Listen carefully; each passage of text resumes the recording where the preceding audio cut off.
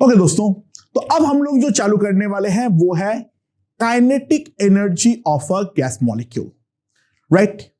अच्छा, ध्यान देना। तो अगर मान लो हम बात करते हैं kinetic energy of a gas molecule, okay,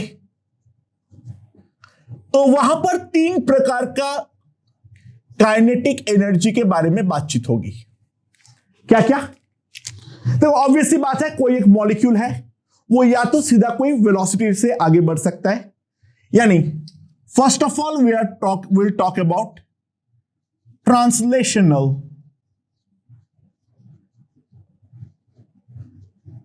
kinetic energy. उसके बाद मैं बात करूंगा, मेरा जो मॉलिक्यूल है वो मेरा गोल गोल घूम भी सकता है, तो वहां पर हम बात करेंगे रोटेशनल काइनेटिक एनर्जी। या फिर मॉलिक्यूल्स अपनी जगह पर ऑसिलेट कर सकता है, ठीक है, जिसके बारे में जो क्या होगा, वाइब्रेशनल काइनेटिक एनर्जी। तो 3 प्रकार के काइनेटिक एनर्जी के बारे में बातचीत होगी। एक है ट्रांसलेशनल, एक है रोटेशनल और एक है वाइब्रेशनल। सबसे पहले भूल जाते हैं रोटेशनल और vibrational. Let's talk about the translational kinetic energy. Okay, so सबसे पहले हम देखते हैं translational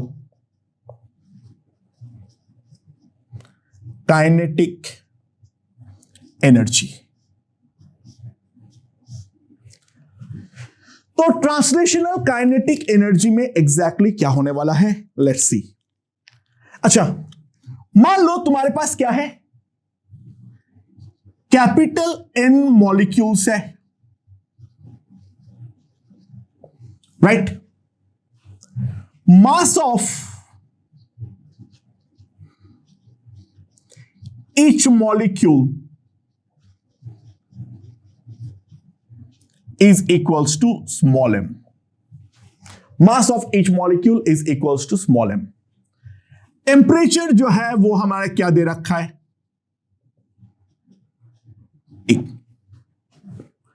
calculate average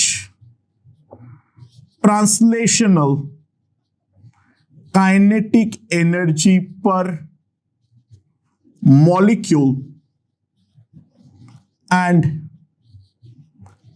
per mole, ठीक है, right.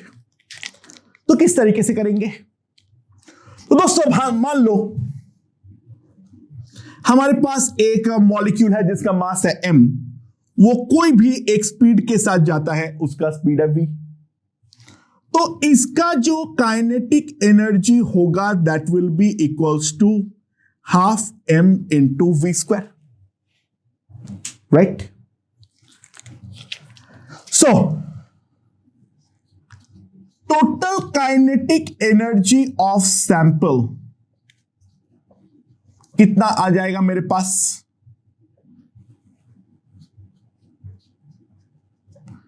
Half m into summation v square. ये मेरे पास टोटल काइनेटिक एनर्जी आ जाएगी, हाँ कि ना, राइट। एक के चलते इतना है, तो सबका वी स्क्वायर जो है वो अलग अलग ऐड होगा। Therefore average translational kinetic energy per molecule जो आएगा वो कितना आएगा, ये जो टोटल काइनेटिक एनर्जी है इसको टोटल नंबर ऑफ मॉलिक्यूल से डिवाइड कर दो, ये हमारे पास एवरेज ट्रांसलेशनल काइनेटिक एनर्जी आएगा per molecule. Now summation v square by n is nothing but v RMS square, तो half m into v RMS square, right. तो जो ट्रांसलेशनल काइनेटिक एनर्जी आएगी, ध्यान देना ये टोटल काइनेटिक एनर्जी नहीं, मैं रोटेशन और वाइब्रेशन के बारे में बातचीत ही नहीं कर रहा हूं, इसमें केवल और केवल ट्रांसलेशनल काइनेटिक एनर्जी है। V R M S square में जानता हूं कितना, √3 वी आर एम एस है √3 RT by m, तो दिस विल बी 3/2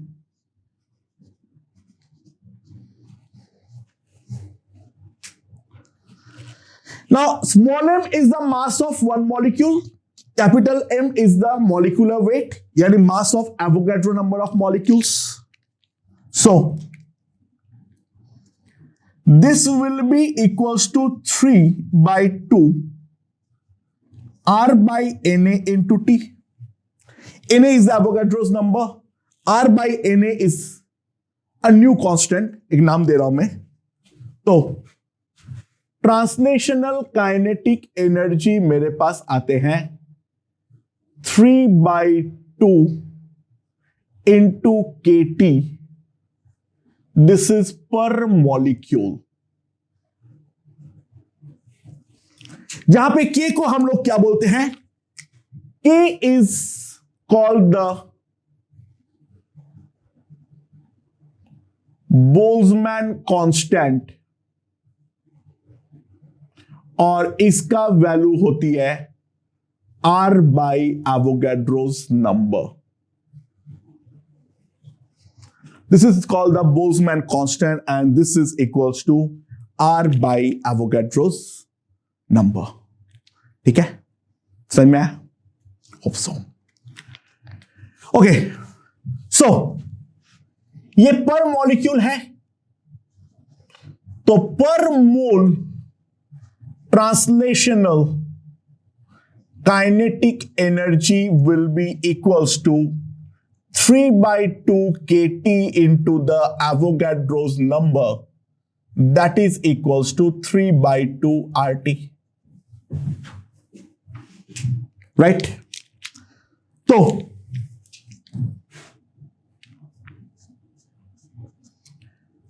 पर मोल जो है वो है 3/2 RT and this can be also written as 3/2 into PV. So this is the translational kinetic energy per mole of gas. अगर n moles of gas लेंगे तो obvious सी बात है 3/2 nRT आ जाएगा, उस बात में obvious सी बात है, कोई डिफरेंस नहीं पड़ता है। ओके अच्छा, बाय द वे अगर मान लो मेरे पास एक कंटेनर है, तो अंदर का टेम्परेचर T है, ये पूरा कंटेनर इस तरफ मूव करता है V0 से, पूरा कंटेनर जो है वो मूव करता है V0 से, तो ये एडिशनल वेलोसिटी V0 हर मॉलिक्यूल के पास पहुंच जाएगा और in this case translational kinetic energy per molecule is simply equals to, जो ये वाला वैल्यू है उस पर कोई बदलाव नहीं आएगा, वो तो डायरेक्टली हमारे पास हो जाएगा 3/2 kT, राइट? लेकिन ये जो कंटेनर का वेलोसिटी है V0, इस V0 के कारण भी ½ mV0 स्क्वायर, ओके? अच्छा, पहली बात एक चीज क्लियर कर लो, सुनो, जो हमारा ट्रांसलेशनल काइनेटिक एनर्जी है वो इंडिपेंडेंट ऑफ गैस है, यानी वो गैस मोनोएटॉमिक है या डायएटॉमिक है या ट्राइएटॉमिक है, उस बात से कोई फर्क नहीं पड़ता है, राइट? तो translational kinetic energy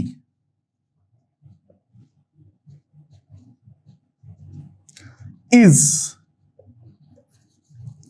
independent of gas taken. Translational kinetic energy is independent of gas taken, यानी it does not matter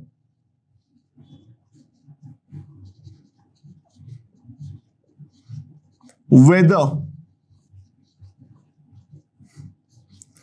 this gas is monoatomic, diatomic और पॉलीएटोमिक। यानी वो गैस मोनोएटोमिक है, डाइएटोमिक है, पॉलीएटोमिक है, उन बातों से कोई फर्क नहीं पड़ता है। पर मॉलिक्यूल जो एनर्जी जाएगा टोटल, वो डेफिनेटली हमारे पास 3/2 kT तो जाएगा ही जाएगा। अच्छा, अब बात समझो, मेरे पास कोई भी अगर मॉलिक्यूल है, कोई भी अगर मॉलिक्यूल है, ये वाले मॉलिक्यूल के पास हमेशा 3 टाइप के वेलोसिटी होता है। एक होता है Vy, एक होता है Vz और दूसरा होता है Vx। राइट, समझ में आया?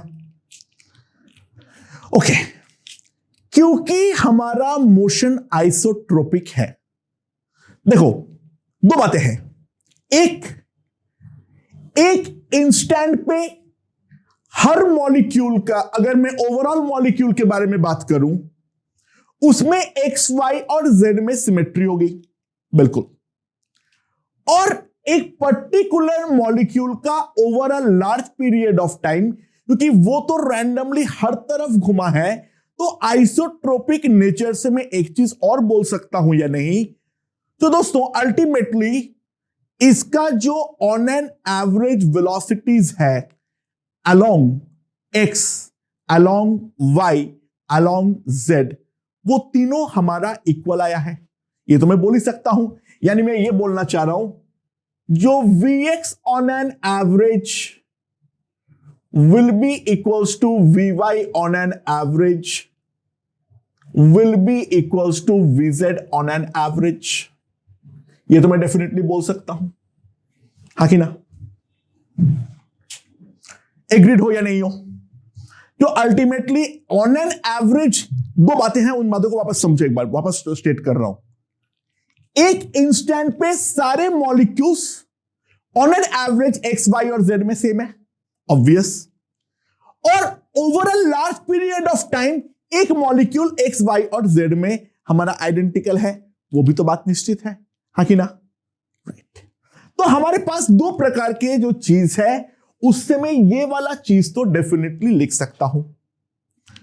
तो ध्यान दो, जो हमारा टोटल ट्रांसलेशनल काइनेटिक एनर्जी होगी, जो हमारा टोटल ट्रांसलेशनल काइनेटिक एनर्जी होगी, वो डेफिनेटली कुछ x के अलोंग के मोशन में होगा, कुछ y के अलोंग के मोशन में होगा और कुछ z के अलोंग में मोशन में होगा। And due to isotropic nature, यहां पर हमारा ये जो तीनों एनर्जी है वो इक्वली डिस्ट्रीब्यूटेड होने वाला है, हाँ कि ना? तो टोटल एनर्जी पर मॉलिक्यूल अगर 3/2 kT है, तो ऑब्वियस सी बात है x के अलोंग जो हमारा एनर्जी आएगी वो आएगी 1/2 kT, y के अलोंग जो एनर्जी आएगी वो भी आएगी 1/2 kT, और z के अलोंग मोशन के कारण जो एनर्जी आएगी वो भी आएगी मेरे पास 1/2 kT। ये समझ में आया है या नहीं आया है? हमारे पास जो टोटल एनर्जी है 3/2 kT, वो on an average x, y और z के मोशन के अंदर हमारा टोटली इक्वल पार्ट में डिस्ट्रीब्यूट होने वाला है। यानी इस चीज से हम एक चीज बोलेंगे, law of equipartition of energy. ये इस चीज में मैं वापस भी एक बार आऊंगा, अभी मैं केवल और केवल ट्रांसलेशनल के बारे में बात कर रहा हूं। और वो ये है फॉर ट्रांसलेशनल मोशन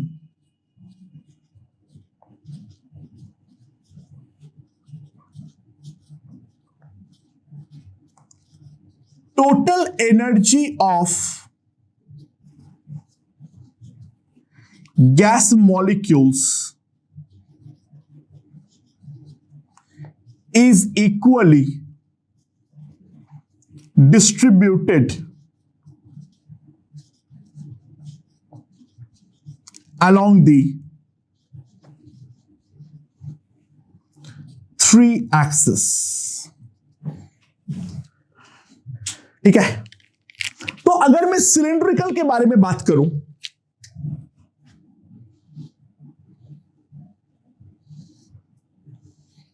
तो हमने पहले ही बात की है, जो सिलिंड्रिकल में जो हमारा एक्सियल है और जो हमारा रेडियल है,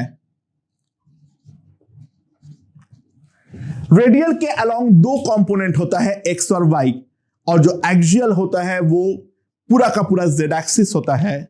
तो जो हमारा ये बाय द वे ये नाम था मेरा ई एक्स, ये नाम था मेरा ई वाई और ये नाम था मेरा ई जेड। तो यहां पर अगर मैं नाम दे दूं E axial on an average will be half kT and E radial will be simply equals to 2 into half kT, that is equals to kT. This will be the average translational kinetic energy per molecule. I hope this part is perfectly understood. Okay? अब हम लोग define करने जा रहे हैं degrees of freedom. Okay okay दोस्तों, तो अब हम लोग डिफाइन करने वाले हैं क्या, degrees of freedom.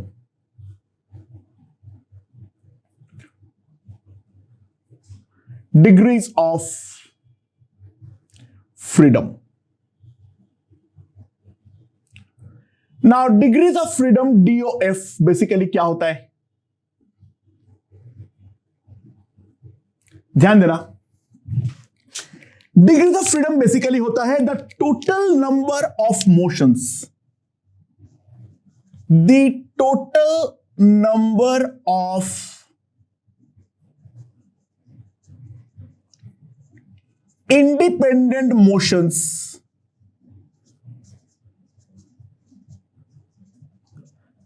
a particle can have। तो गैस के लिए हम बोलेंगे मॉलिक्यूल्स। कोई भी एक मॉलिक्यूल के पास जितना भी इंडिपेंडेंट अमाउंट ऑफ मोशन हो सकता है उसको हम बोलेंगे उसका डिग्रीज ऑफ फ्रीडम, बशर्ते एक बात है, some kinetic energy must be associated, some kinetic energy must be associated with that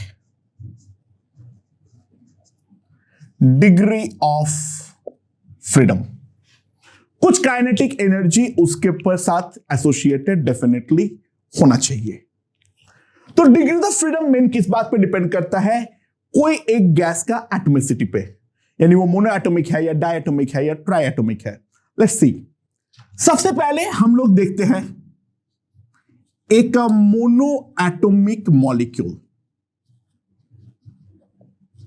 ठीक है, example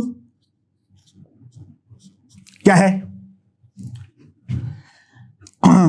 helium, neon, argon, krypton, ब्ला ब्ला ब्ला ब्ला ब्ला ब्ला।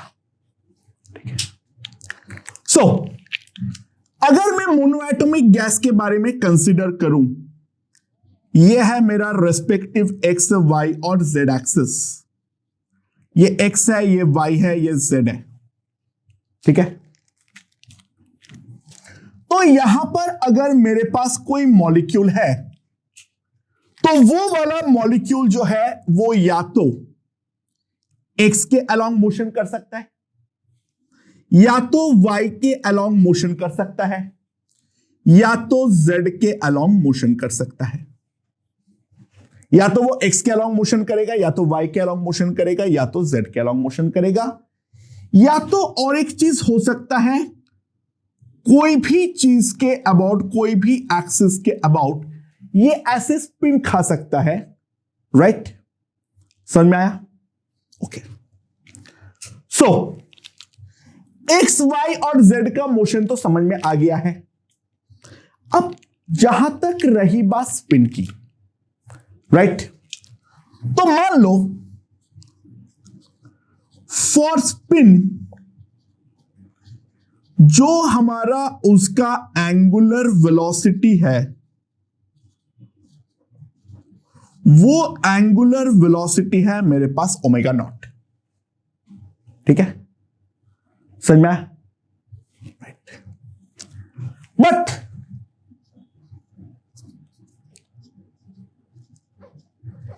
इसका जो मोमेंट ऑफ इनर्शिया होता है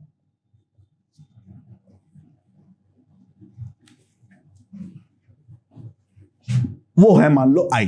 मोमेंट ऑफ इनर्शिया एक चीज होती है, अच्छा केमिस्ट्री वाले जो लोग केमिस्ट्री में पढ़ रहे हो 11th पे, वो फिलहाल ये वाला पार्ट को नजरअंदाज कर सकते हो, क्योंकि एनी हाउ वो 12th में पढ़ना ही, 11th पे जब फिजिक्स में आएगा तब पढ़ना ही पड़ेगा, और रोटेशन होने के बाद ये चीज एग्जैक्टली समझ में आएगी। तो केमिस्ट्री वाले लोग इसको स्किप करना, जो केवल मैं फाइनल रिजल्ट्स लिखूंगा वो फाइनल रिजल्ट्स पे ध्यान देना। ठीक है, ये जो डेरिवेशंस है उस पर नजरअंदाज कर देना। तो इसके करस्पॉन्डिंग एनर्जी जो होनी चाहिए that will be equals to half I omega naught square. But moment of inertia I is nothing but M R square. अब हमारे पास कोई एक पॉइंट मास है और उसी के थ्रू अगर एक्सिस पास कर रहा है, ध्यान देना इसका साइज जो है वो हमने आइडियल गैस के केस में नेग्लेक्ट किए हैं। राइट, तो ऑब्वियस सी बात है ये जो हमारा आई होगा that I will be equals to 0, तो यहां पर E will be equals to 0। तो स्पिन वाले मोशन के साथ कोई भी एनर्जी हमारा लिंक्ड नहीं है, तो ध्यान देना स्पिन के केस में we never consider it in degree of freedom. Obviously बात है एक सिंगल एटम है तो वाइब्रेशन का कोई स्कोप नहीं है, जो वाइब्रेशन होगा अपनी जगह पे वो भी हम एक्स वाई और जेड में ही डेफिनेटली तोड़ सकते हैं। सो ध्यान देना मोनो एटॉमिक के लिए अगर हम कंसीडर करें तो हमारे पास 3 ट्रांसलेशनल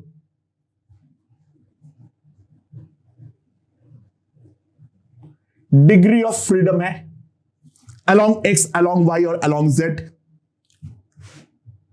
रोटेशन का तो कोई सवाल ही नहीं पैदा होता है। ठीक है, केवल स्पिन हो सकता था, वो ऑब्वियसली बात है उसके करस्पॉन्डिंग एनर्जी 0 है, और एनर्जी अगर 0 होती है तो हम उसको डिग्री ऑफ फ्रीडम में कंसीडर नहीं करते हैं। तो 0 rotational degree of freedom and 0 vibrational degree of freedom। ठीक है, तो मोनोएटॉमिक में केवल और केवल 3 ही टोटल डिग्रीज ऑफ फ्रीडम हो सकता है। राइट, जो लोग केमिस्ट्री में पढ़ रहे हो ये वाला फाइनल रिजल्ट याद रखना। Total degree of freedom mono atomic का हमेशा 3 होता है, 3 ट्रांसलेशनल, राइट, कोई रोटेशनल नहीं, कोई वाइब्रेशनल नहीं। ये मोमेंट ऑफ इनर्शिया जहां जहां पर आएगा केमिस्ट्री में पढ़ने के दौरान उसको डेफिनेटली नजरअंदाज कर देना। फिजिक्स वाले ऑब्वियसली उनको समझ में आ रहा होगा, ठीक है, तो वो तो यहां से आगे बढ़ते रहे, कोई दिक्कत नहीं है। केमिस्ट्री वाले डोंट वरी, तुम फिजिक्स में पढ़ने वाले हो, ओके। अच्छा, दूसरा जो है वो है मेरा डाई एटॉमिक गैस।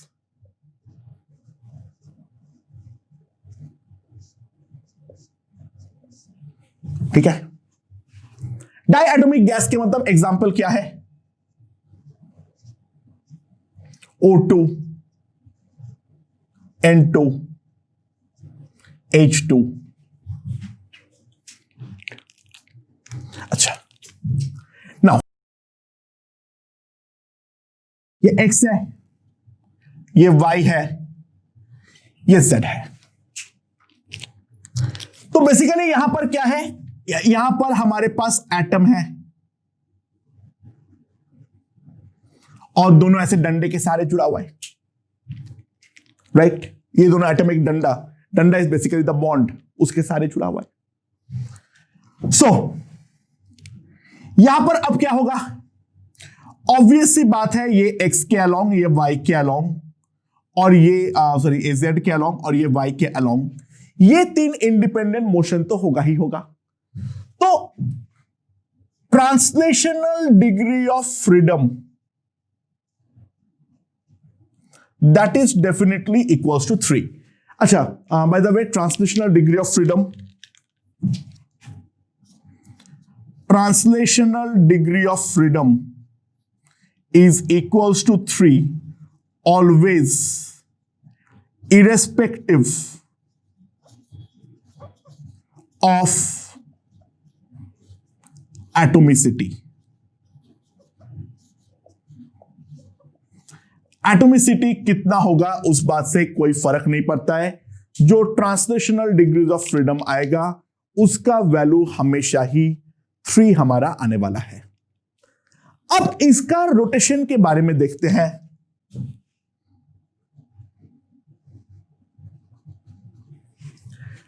ओके, एक तो ये वाला एक्सिस के अबाउट स्पिन हो सकता है, बट एनी हाउ अगेन हम स्पिन को कंसिडर नहीं करते हैं। दूसरा पॉसिबिलिटी ये है, जो ऐसा एक्सिस हो और ये वाला एक्सिस के अबाउट ये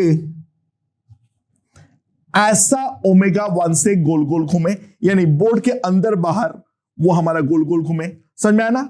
ये अगर हमारा डायटोमिक मॉलिक्यूल है तो ये वाला मोशन, राइट, बोर्ड के अंदर बाहर, वो एक मोशन हो सकता है। या फिर दूसरा, अगर मेरा एक्सिस इस प्रकार का है, यानी यहां पर मैंने हिंज मारा हूं, तो इसके अबाउट ये वाले प्लेन पे, बोर्ड के प्लेन में ही ये वाला ऐसे ऐसे गोल गोल घूम सकता है। तो यहां पे 2 पॉसिबल रोटेशंस हैं। अच्छा, बाय द वे, एक्सिस जो ले सकते हैं वो एटमैक्स 3 ले सकते हैं, right. X axis, Y axis, Z axis, 3 से ज्यादा एक्सिस होगा नहीं, और 3 से ज्यादा एक्सिस होगा नहीं तो एटमैक्स रोटेशनल डिग्री ऑफ फ्रीडम तो 3 ही है। बट यहां पर एक जो है वो हमारा इनएक्टिव रहेगा। वो इनएक्टिव रहने का कारण बहुत सिंपल है, जो एक जो हमारा रोटेशन है वो बेसिकली हमारा स्पिन है, वो ये वाला मोशन, बट साइज नहीं है। तो स्पिन के करस्पॉन्डिंग भले ही मोशन हो, एनर्जी एसोसिएटेड नहीं है, तो डिग्री ऑफ फ्रीडम में वो काउंट नहीं होगा। सो यहां पर rotational degree of freedom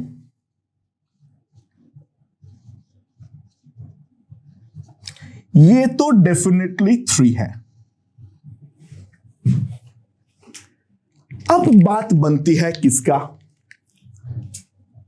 vibrational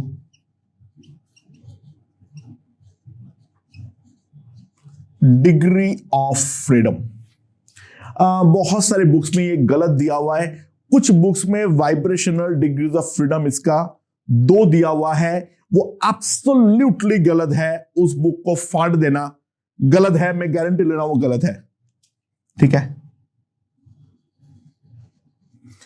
vibrational degree of freedom for diatomic gas, it is 0/1। या तो उसका संख्या 0 है या तो उसका संख्या 1 है, और ये 0 होगा या 1 होगा, दैट डिपेंड्स अपॉन टेम्परेचर। ना ध्यान दो यहां पर, for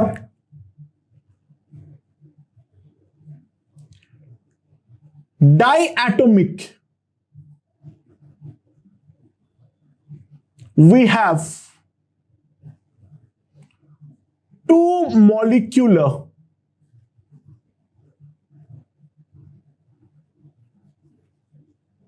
models, right? और दोनों मॉडल के बारे में थोड़ा गौर से ध्यान दो।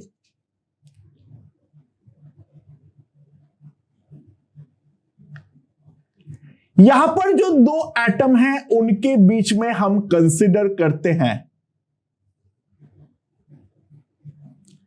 Rigid rod, right? और दूसरा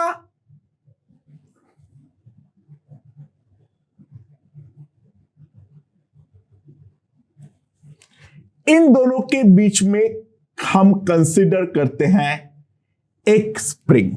ऑब्वियसली रॉड या स्प्रिंग नहीं लग गया, दोनों बॉन्ड है।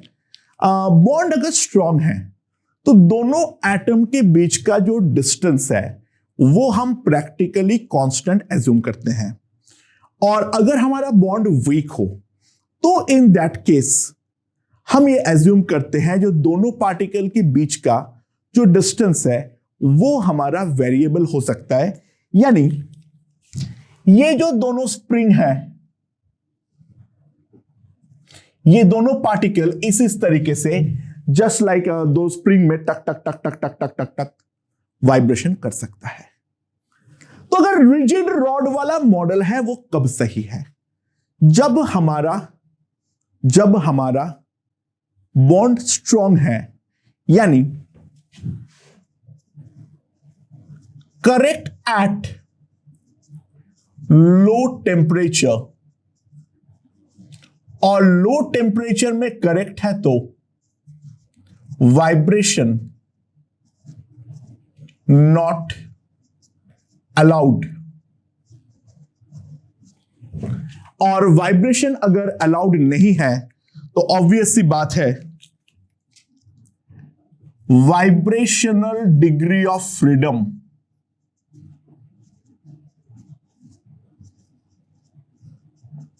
मेरा इस केस में होने वाला है 0। वाइब्रेशनल डिग्री ऑफ फ्रीडम इस केस में होने वाला है 0। और जो स्प्रिंग वाला केस है वो स्प्रिंग वाला केस कब होगा?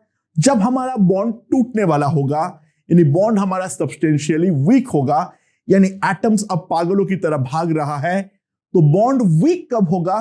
तो ऑब्वियस सी बात है दिस इज करेक्ट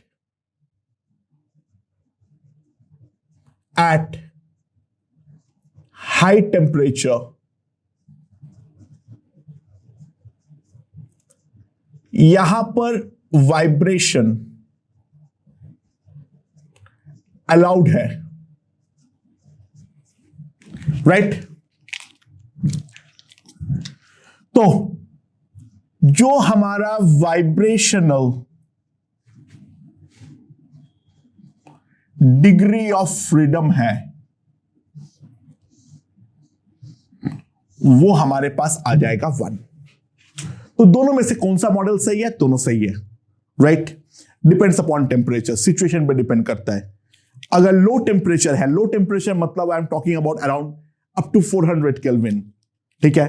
तो 400 केल्विन तक ये वाला मॉडल सही है। वाइब्रेशनल डिग्री ऑफ फ्रीडम हमारा एक्टिवेट नहीं होता है, और जैसे ही उससे ज्यादा टेम्परेचर जाता है तब हमारा वाइब्रेशनल डिग्री ऑफ फ्रीडम जो है वो हमारा एक्टिवेट हो जाता है। तो वहां पे हम स्प्रिंग मॉडल कंसीडर करते हैं, लेकिन वाइब्रेशनल डिग्री ऑफ फ्रीडम कभी भी 2 नहीं हो सकता है, सॉरी नहीं होगा। ठीक है, सो डायएटॉमिक के केस में क्या हो गया मेरे पास,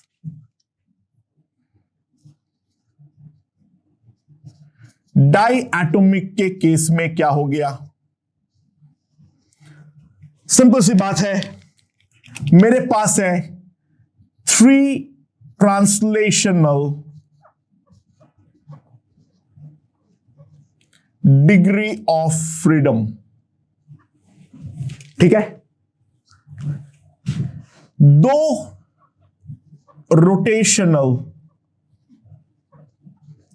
degree of freedom and 0/1 vibrational degree of freedom. ठीक है, अच्छा एक बात ध्यान देना, 0 लेना है या 1 लेना है क्वेश्चन में, बहुत सिंपल बात है, अनलेस exclusively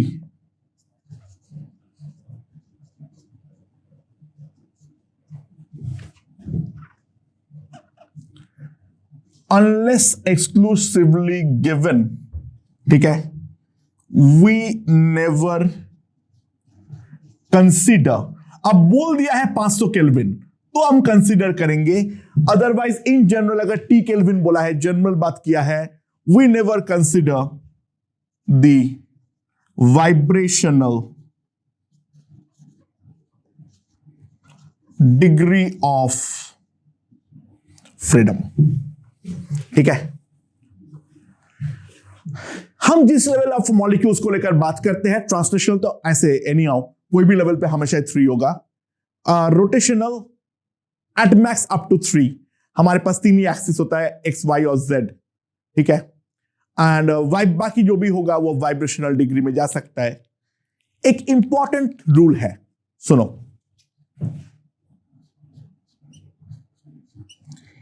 इफ एटोमिसिटी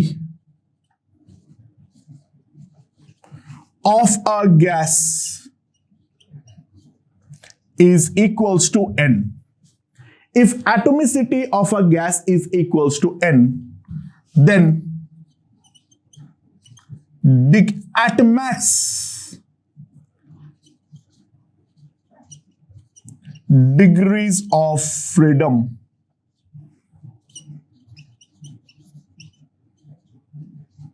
जो ज्यादा से ज्यादा हमारा डिग्रीज ऑफ फ्रीडम हो सकता है उसका वैल्यू है 3n। ठीक है, तो डायटोमिक के लिए एटमैक्स हो ही सीख सकता है, 3 ट्रांसलेशनल में चला गया, 2 रोटेशनल में, तो भाई सिंपल सी बात है, वाइब्रेशनल के लिए ज्यादा से ज्यादा एक ही बचा है, 2 तो किसी भी हालात पर नहीं हो सकता है। मुझे मालूम है बहुत सारे बुक्स में 2 लिख रखा है, बहुत सारे अच्छे बुक्स में 2 लिख रखा है, बट दोस्तों ये डेफिनेटली हमारा गलत है, राइट? तो ये वाला चीज हमें ध्यान देना है। ओके, अब हम लोग और थोड़ा ज्यादा में जाते हैं। ओके ओके दोस्तों, तो अब हम लोग आते हैं ट्राई एटॉमिक। अब ट्राई एटॉमिक के लिए 2 केस बन सकता है। पहला केस देख लो, पहला केस है try atomic linear. Try atomic linear मतलब क्या है? एग्जाम्पल जो है वो है हमारा CO2। ट्राई एटॉमिक लीनियर का क्या है? CO2, right? Structure C double bond O double bond O, ये लीनियर मॉलिक्यूल है, राइट? अच्छा, पहले डायरेक्टली बताओ, at max degree of freedom that will be equals to 3 into 3 that is equals to 9। ये सारे के सारे एक्टिव होगा या नहीं मैं कुछ नहीं कह सकता हूं, बट एट मैक्स जो डिग्री ऑफ फ्रीडम है वो मेरा 9 है। ठीक है, now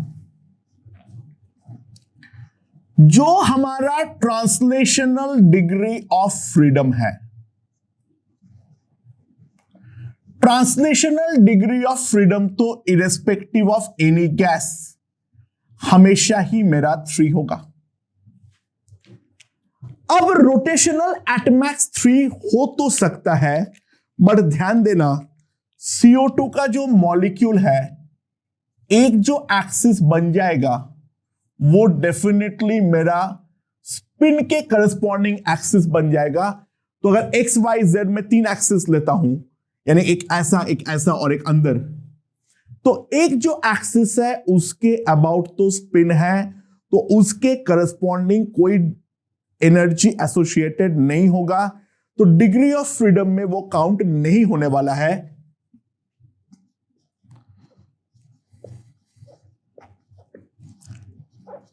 rotational degree of freedom that is equals to 2, right. एक जो है वो स्पिन में चला जाएगा। टोटल डिग्री ऑफ फ्रीडम 9 है, इसके अंदर इन दोनों में 5 चला गया, तो जो मेरा वाइब्रेशनल डिग्री ऑफ फ्रीडम होगा, vibrational degree of freedom will be 0 to 4, it can be anything. At max 4 vibrational degree of freedom हो सकता है। अब मैं मोशन थोड़ा समझा देता हूं। यहां पर एक रॉड की तरह काम करे, एक स्प्रिंग की तरह, पहला केस। दोनों स्प्रिंग की तरह, दूसरा केस। ये रॉड की तरह फिक्स हो और ये वाला ऐसा वाइब्रेशन करे, एंगुलर वाइब्रेशन, तीसरा केस। और दोनों इसके अबाउट एंगुलर वाइब्रेशन करे, चौथा केस। ऑब्वियसली बात है ये एंगुलर वाइब्रेशन वाला बहुत ही ज्यादा मुश्किल है। इन जनरल जो डिग्रीज ऑफ फ्रीडम होते हैं वो हमारा 2 ही काम करता है, वाइब्रेशनल, ठीक है। If active then take it 2, otherwise active नहीं है फिर तो 0 है, राइट। अच्छा, नाउ चौथा case, try atomic non linear, try atomic non linear. Example SO2।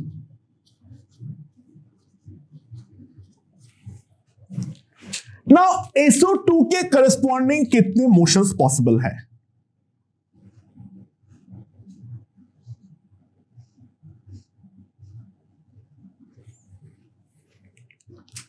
Right, ध्यान देना, जो पहला है एक्स एक्सिस में सल्फर के थ्रू पास करता हुआ लेता हूं, ये चीज के अबाउट ये पूरा चीज ऐसे रोटेट कर सकता है, राइट। दूसरा अलोंग वाई एक्सिस और तीसरा अलोंग जेड एक्सिस, यानी वो ऐसे ऐसे घूम सकता है। तो ऑब्वियस सी बात है, देखो कहीं पर भी एक लाइन पे नहीं आ गया है, किसी को भी हम स्पिन कंसीडर नहीं कर सकते हैं। तो सिंपल सी बात है, ट्रांसलेशनल डिग्री ऑफ फ्रीडम, जो हमारा ट्रांसलेशनल डिग्री ऑफ फ्रीडम है वो तो मेरा डेफिनेटली 3 है, वो तो है ही है, राइट। जो हमारा रोटेशनल डिग्री ऑफ फ्रीडम है वो भी जो है that is equals to 3,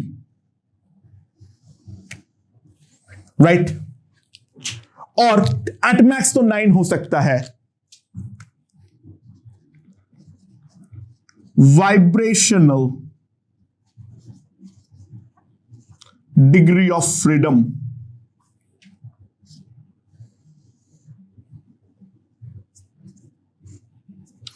zero to 3, right. At max 9, 6 उसके अंदर फिक्स है, तो 0 से 3 हमारे पास कुछ भी हो सकता है वाइब्रेशन। तो अगर ट्राई एटॉमिक नॉन लीनियर है तो उसका एनालिसिस हमारे पास ये होने वाला है, राइट। सो हमारे पास हमने सारे केसेस कर लिए हैं। क्वेश्चन में इन जनरल फॉर पॉलीएटॉमिक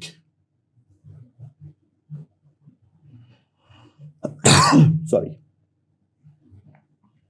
अब 4 का लीनियर केस एज सच कोई है नहीं, ठीक है। हां, बन सकता है, कार्बन सब ऑक्साइड है, ठीक है। देखो लीनियर में एक रोटेशन गायब हो जाएगा, लीनियर में एक रोटेशन गायब हो जाएगा, कुल मिलाकर वो याद रखना। नॉन लीनियर में ट्रांसलेशनल डिग्री ऑफ फ्रीडम मेरा 3 है और रोटेशनल डिग्री ऑफ फ्रीडम को हमें 3 ले लेना है, एंड उसके करस्पॉन्डिंग जो वाइब्रेशनल डिग्री ऑफ फ्रीडम होगा that will be equals to 3n-6। तो ये है हमारा डिग्री ऑफ फ्रीडम का कॉन्सेप्ट, राइट। और बाय द वे 3n-6 जो है ये एट मैक्स, बाकी इन जनरल तो लो टेम्परेचर में हम 0 ही मानेंगे, ओके। अगर स्पेसिफिकली मेंशन नहीं है take it as 0, otherwise mention है भाई सारे वाइब्रेशनल एक्टिव हो गया है, it will be simply 3n-6। I hope that is understood, okay. So now अब हम लोग असली law of equipartition of energy पे आते हैं, ठीक है। वहां पे तो हम लोगों ने केवल और केवल ट्रांसलेशनल के बारे में बातचीत किए थे, तो यहां पर हम बात करेंगे law of equipartition of energy,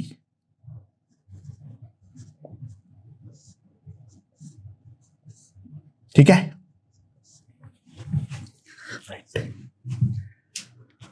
सो क्या बोलता है, ध्यान देना। Kinetic energy associated with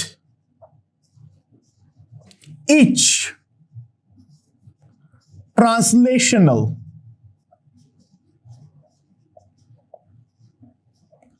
and rotational degree of freedom per molecule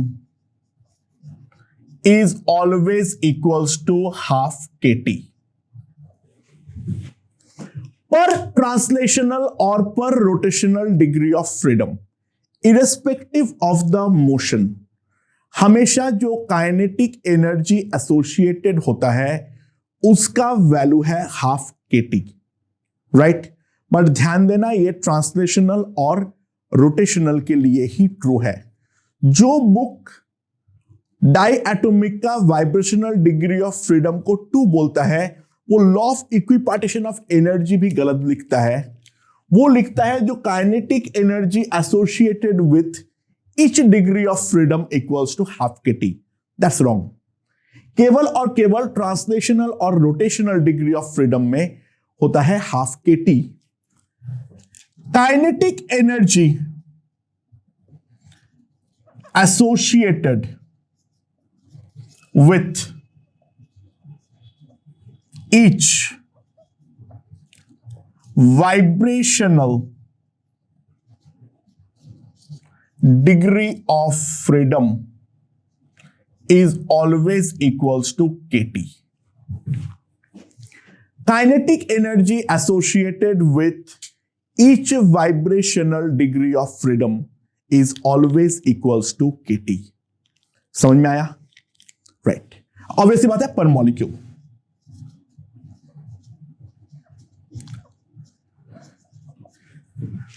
तो मान लो कोई एक मॉलिक्यूल के पास ट्रांसलेशनल प्लस रोटेशनल मिला के डिग्री ऑफ फ्रीडम है F1, ठीक है, और वाइब्रेशनल डिग्री ऑफ फ्रीडम है मेरे पास F2, ठीक है। तो टोटल काइनेटिक एनर्जी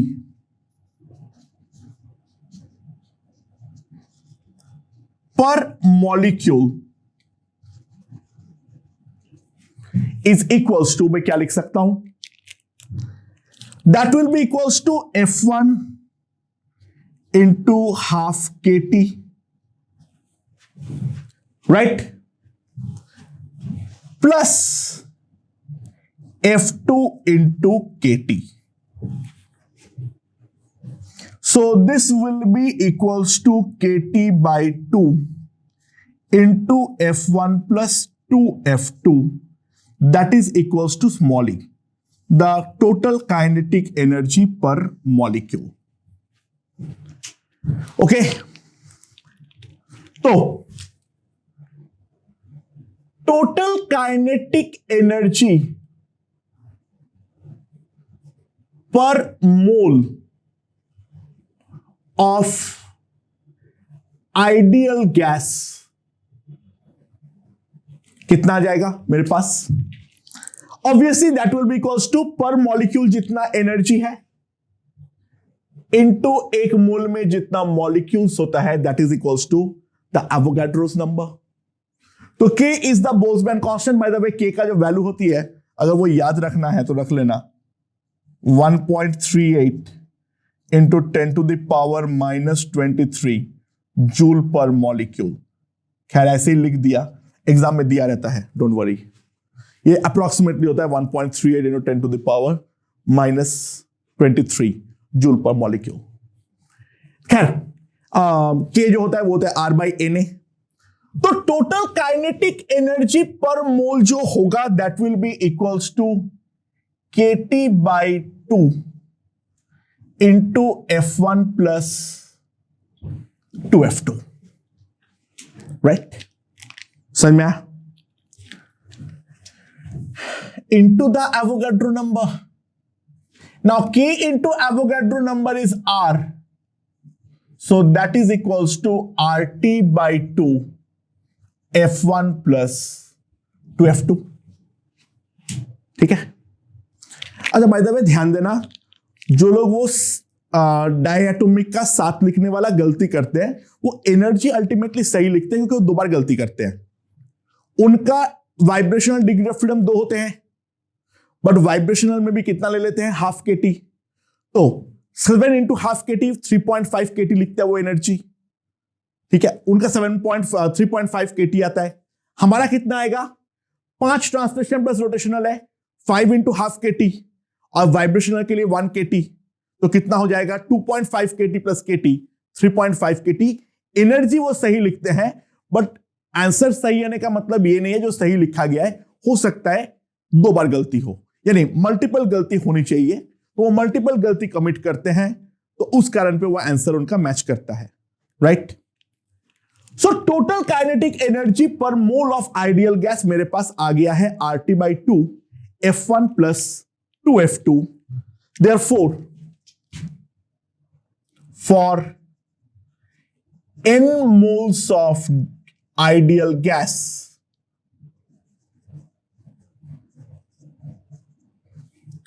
जो हमारा काइनेटिक एनर्जी होगी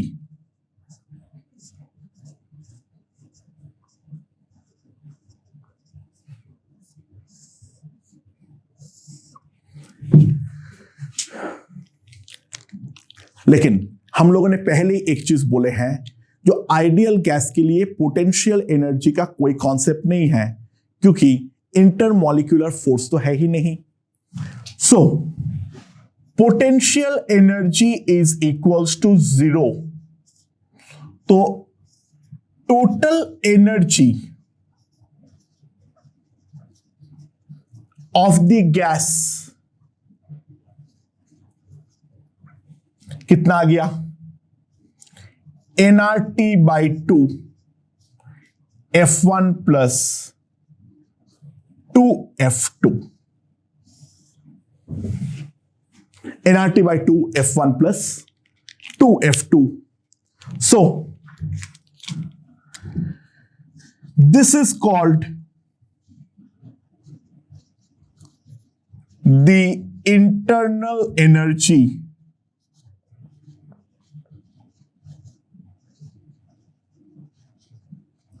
U of the gas। तो U मेरे पास क्या आता है? U is equals to nRT by 2 F1 plus 2 F2।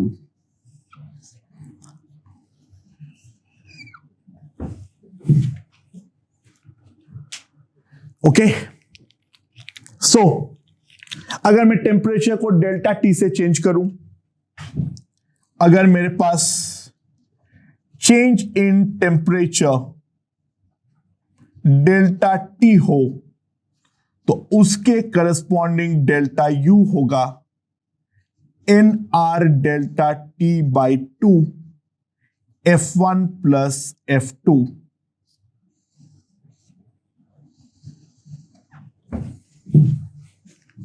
Okay, I hope this part is understood. तो ये है पूरा एनर्जी का कॉन्सेप्ट। थोड़ा सा और आगे एक चीज एक्सप्लेन करनी है, बट मोटे मोटे तौर पे हमने एनर्जी के रिगार्डिंग जितने भी कॉन्सेप्ट्स थे वो हमने सारे के सारे एक्सप्लेन कर दिए हैं, including the degrees of freedom. Chemistry जो लोग पढ़ रहे हो, डिग्रीज ऑफ फ्रीडम का वैल्यू याद रख लेना, बस ये मोमेंट ऑफ इनर्शिया वाला पार्ट आप लोगों को समझ में राइट नाउ नहीं आएगा। Okay, it doesn't matter. Okay दोस्तों, अब देखते हैं इसके आगे क्या मेरे पास। तो जैसे हम लोगों ने VRMS डिफाइन किए थे वैसे ही हम लोग ओमेगा RMS भी डिफाइन कर सकते हैं। तो मान लो हमारे पास कोई एक O2 मॉलिक्यूल है, कोई एक पर्टिकुलर एक्सिस के अबाउट, ये वाला एक्सिस के अबाउट मान लो मोमेंट ऑफ इनर्शिया जो है वो है I1। ठीक है, समझ में आया? तो law of equipartition of energy के according half I1 omega RMS square will be equals to simply half KT। Right, I1 जो है वो एक पर्टिकुलर एक्सिस के अबाउट मोमेंट ऑफ इनर्शिया है, और जो हमारे पास एनर्जी आएगा that is equals to half I1 omega RMS square, that will be equals to half KT। Half of is gone, तो ओमेगा RMS का जो वैल्यू आएगी that will be equals to under root KT by I1। ये मेरे पास omega RMS का value आएगी। अगर एक पर्टिकुलर एक्सिस के अबाउट दे दिया तो for a given axis, okay, लेकिन वहीं पर मान लो जो नेट रोटेशन का हमारे पास नेट रोटेशन बोला हुआ है, उस नेट रोटेशन का जो हमारा मोमेंट ऑफ इनर्शिया है, ठीक है, that is equals to I। ठीक है,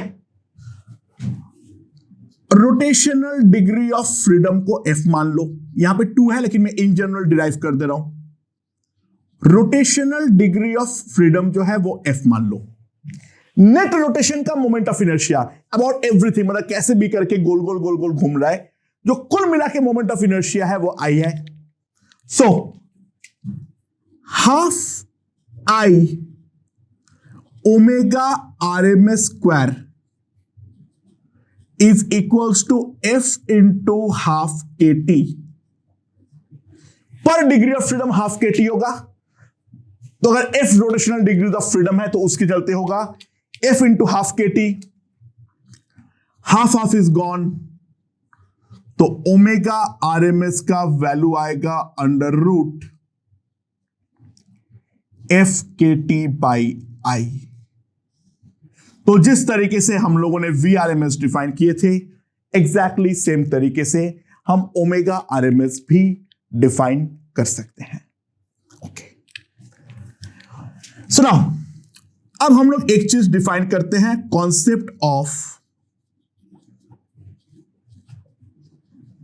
मोलर हीट कैपेसिटी।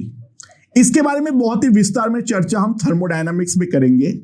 अभी हम केवल और केवल बेसिक लेवल पे बात करते हैं। तो मान लो हमारे पास कोई एक गैस का सिस्टम है,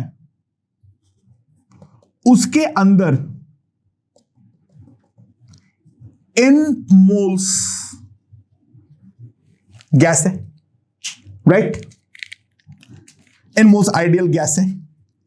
मैंने ये वाला सिस्टम को बाहर से हीट दिया डेल्टा क्यू, तो टेम्परेचर जो है वो बदला by an amount of delta T. तो जो हमारा मोलर हीट कैपेसिटी होता है Cm, that is defined as delta Q by N delta T.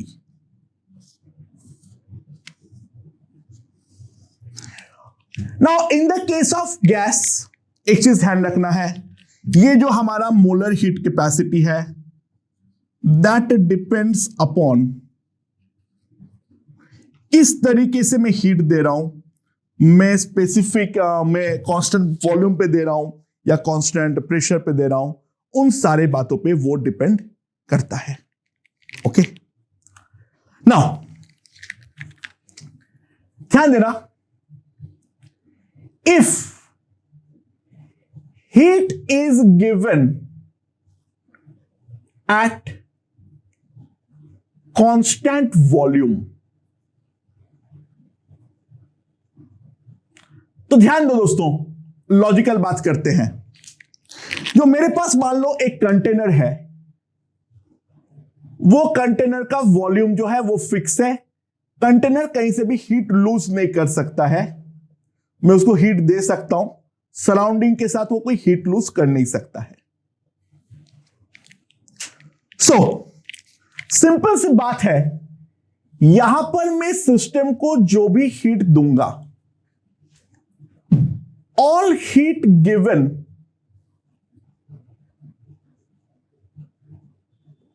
will go into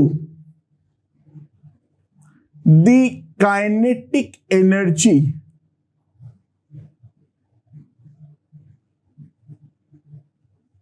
of gas molecules। Obvious सी बात है, हाँ कि ना, राइट? तो जो भी हम हीट देंगे कांस्टेंट वॉल्यूम में, वो सारे गैस का काइनेटिक एनर्जी बढ़ाने में इस्तेमाल हो जाएगा। बट गैस का जो मॉलिक्यूल्स का काइनेटिक एनर्जी होती है, उसी को हम बोलते हैं क्या? उसी को हम क्या बोलते हैं? Internal energy.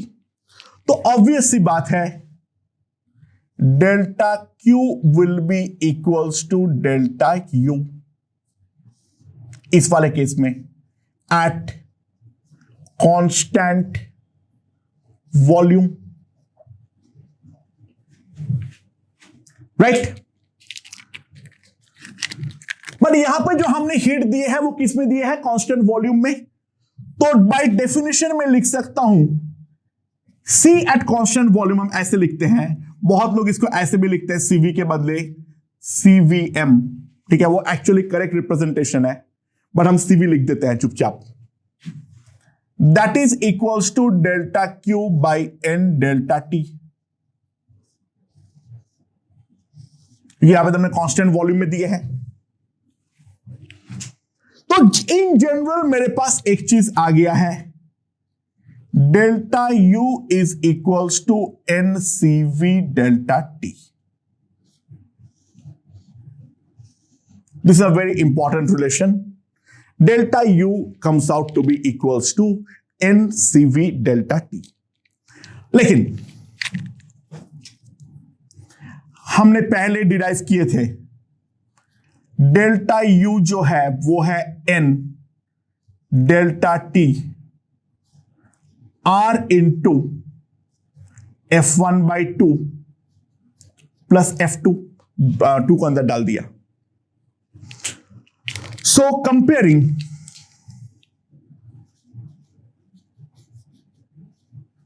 मेरे पास क्या आ जाएगा? CV आ जाएगा F1 by 2 plus F2. That is the value of CV. ये हमें याद रखना है. सॉरी, इंटू आर लिखना भूल गया, सॉरी. ओके. अच्छा, इसके अलावा और एक चीज होता है. कैसे होता है हम अभी दिमाग नहीं लगाते हैं. Molar heat capacity at constant pressure, उसको हम लिखते हैं CP. This is molar heat capacity at constant pressure. ठीक है. उसमें ध्यान देना, सीपी का जो वैल्यू होती है वो होती है हमेशा सीवी प्लस आर. आगे थर्मोडायनामिक्स में हम ये रिजल्ट को डिराइव करेंगे, बट फिलहाल के लिए एक चीज मान लो, सीपी का जो वैल्यू होती है वो होती है सीवी प्लस आर. और इसके अलावा हम एक और चीज डिफाइन करते हैं और वो है पॉइसन्स रेशियो,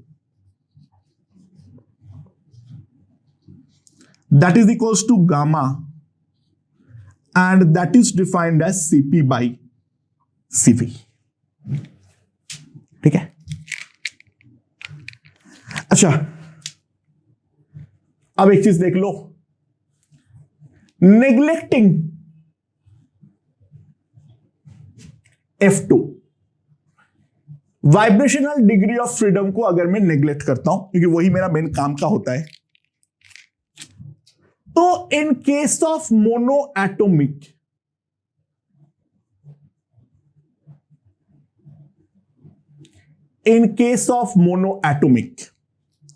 मेरे पास सीवी का वैल्यू क्या होगा. F1 मेरे पास कितना है, ट्रांसलेशनल 3, रोटेशनल 0, तो कितना हो जाएगा 3. तो सीवी होता है 3R/2 और सीपी होता है 5R/2. सीवी के साथ R ऐड कर दो तो गामा होता है मेरे पास 5/3. ठीक है. डाई एटोमिक या फिर ट्राई एटोमिक लीनियर में,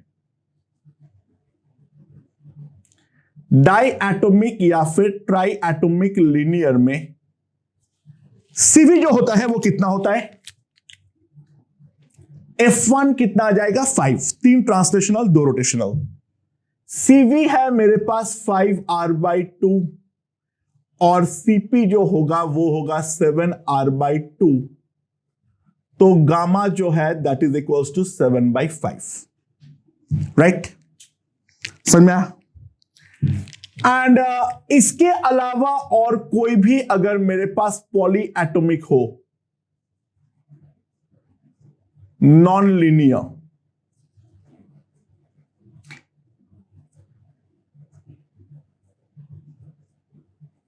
सीवी हमारे पास कितना हो जाएगा, F1 का वैल्यू क्या हो जाएगा 6, 3 ट्रांसलेशनल 3 रोटेशनल. तो CV will be 3R, CP will be 4R. तो गामा का जो वैल्यू होगा that will be equals to 4/3. दोस्तों ये वाला चीज हम याद रख लेंगे क्योंकि बहुत ज्यादा काम में आता है. ओके, नाउ इसके रिगार्डिंग एक और चीज देख लेते हैं. फॉर मिक्सचर ऑफ गैसेस,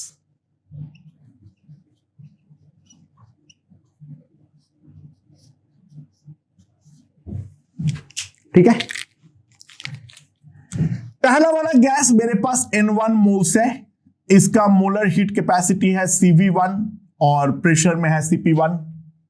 दूसरा वाला गैस N2, ये है CV2 और CP2. ऐसे मेरे पास मल्टीपल मिक्सचर है. तो जो मेरा मिक्सचर का CV होगा, the CV of mixture will be N1 into CV1 plus N2 into CV2, N3 into CV3, so on and so forth, by N1 plus N2 plus N3 plus so on and so forth. ठीक है, यानी basically जो CV mixture होगा वो हमारे सारे CVs का weighted average है। एंड सिमिलरली जो हमारा सीपी मिक्सचर होगा that will be equals to N1 CP1 plus N2 CP2 N3 CP3 so on and so forth divided by N1 plus N2 plus N3 plus so on and so forth.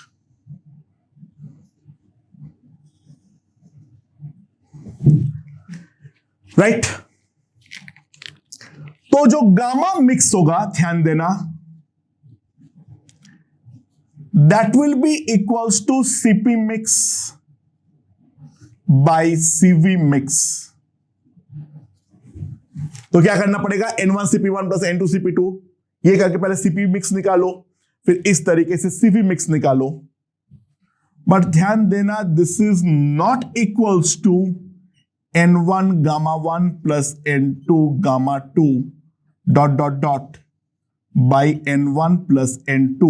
मैं individual terms को ऊपर नीचे थोड़ी ना divide कर सकता हूं।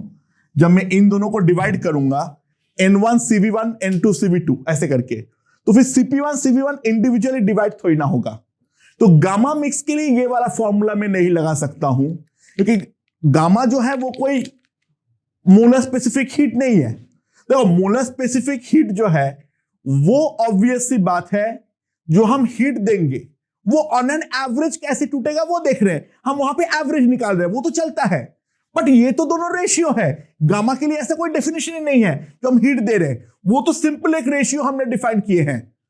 तो गामा ऑफ मिक्सचर अगर निकालने बोला है तो पहले मिक्सचर का इंडिविजुअली सीपी निकालो और सीवी निकालो। वैसे निकालने की जरूरत नहीं है, ऑब्वियस सी बात है, क्योंकि हर सीपी और सीवी में ये रिलेशन है। तो एक चीज तो मैं बोल ही सकता हूं, CP of mixture will be nothing but CV of mixture plus R. वो तो मैं ऑब्वियसली लिख सकता हूं, ठीक है, समझ में आया? तो पहले सीवी मिक्सचर निकाल लो, आर ऐड करके सीपी मिक्सचर निकालो और फिर उन दोनों को डिवाइड करेंगे, तब जाके हमारे पास गामा ऑफ द मिक्सचर आने वाला है। तो degrees of freedom, internal energy and the definition of CV and CP, I hope ये वाला पार्ट समझ में आया होगा। फिर हम लोग आगे गैस के मॉलिक्यूल्स के कॉलिशंस के बारे में बात करेंगे, देखते हैं वो क्या होता है। ओके।